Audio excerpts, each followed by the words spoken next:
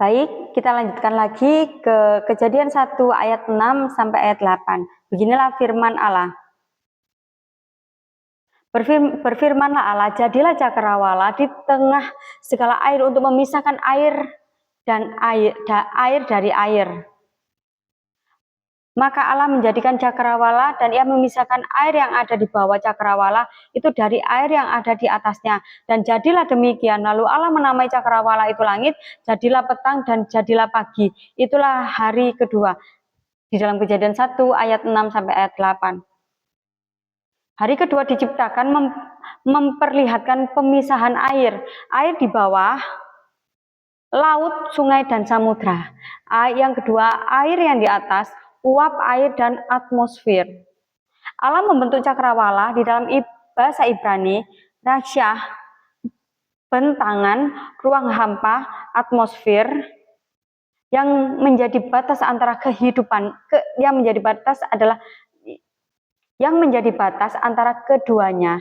Dengan demikian dunia mulai memiliki sistem tata udara dan iklim.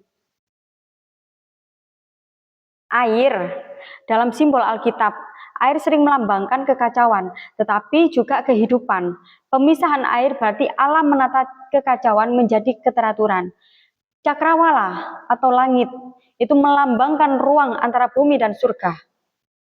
Secara rohani, kita bisa menunjukkan pada doa dan penyembahan sebagai ruang perantara antara manusia dan Allah di dalam Mazmur 19 ayat 2. Pemisahan kembali menunjukkan prinsip kekudusan. Allah menata hidup dengan batas dan jelas. Menamai langit. Pemberian nama menunjukkan otoritas Allah atas alam semesta. Di dalam Mazmur 19 ayat 2, langit menceritakan kemuliaan Allah. Di dalam Ayub 37 ayat 18, itu adalah langit menggambarkan seperti cerminan yang dicairkan. Di dalam Yeremia 10 ayat 12 sampai ayat 13, Allah menjadikan bumi dengan kuasanya, membentangkan langit dengan pengertiannya. Di dalam Mazmur 148 ayat 4, air yang di atas langit pun diminta memuji Tuhan. Kita belajar di dalam nubuatan pemisahan air dari bawah dan di atas. Pemisahan air yang di bawah dan yang di atas, simbol dunia jasmani simbol dunia jasmani dan dunia rohani. Ini menunjukkan pada realitas bahwa ada dimensi bumi dan dimensi surgawi dan Allah yang memegang kendali keduanya. Cakrawala sebagai ruang perantaraan.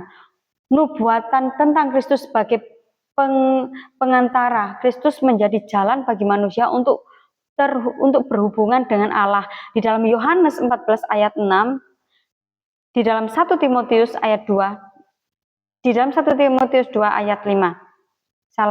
Dalam 1 Timotius 2 ayat 5. Air di atas air di atas adalah simbol berkat surgawi. Berkat itu diturunkan melalui langit di dalam Ulangan 28 ayat 12.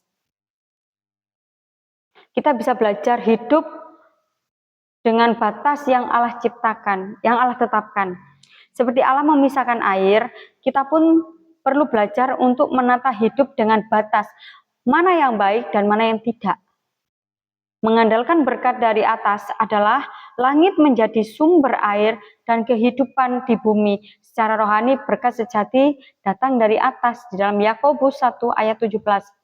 Dan menjadi saksi kemuliaan Allah adalah langit menceritakan kemuliaan Allah di dalam Mazmur 19 ayat 2.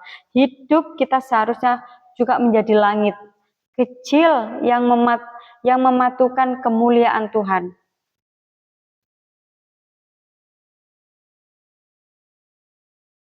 Kita bisa belajar dari Kejadian 1 ayat 6 sampai 8 menunjukkan bahwa Allah yang menata kekacauan dengan sempurna, Ia menciptakan batas antara air dan langit supaya kehidupan bisa berlangsung. Secara rohani, Allah juga ingin menata hati kita, membuat batas yang jelas antara hal rohani dan duniawi, agar kita semua siap menerima berkat surgawi. di dalam perenungan kita semua, hidup yang tidak ditata akan tetap kacau. Tapi jika Allah yang menata, hidup yang tidak ditata akan tetap kacau. Tetapi jika Allah yang menata, Ia bukan hanya memberi keteraturan, melainkan juga membuka jalan supaya berkat dari atas dapat turun memenuhi kita semua.